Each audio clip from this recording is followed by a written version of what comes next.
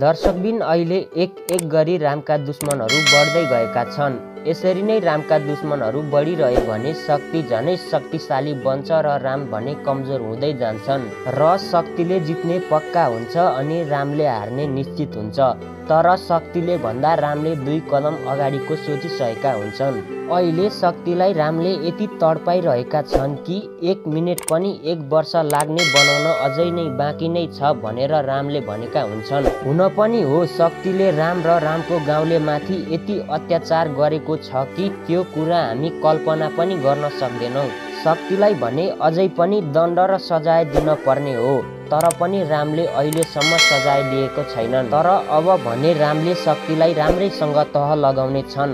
दर्शकबिन नमस्कार, यस भिडियोलाई अन्तिमसम्म हेरेर माया र साथ सपोर्ट गरिदिनु होला। यदि कोही साथी यस च्यानलमा नयाँ आउनु भएको छ भने च्यानललाई सब्स्क्राइब गरेर हामीसँगै जोडिन नभुल्नु होला।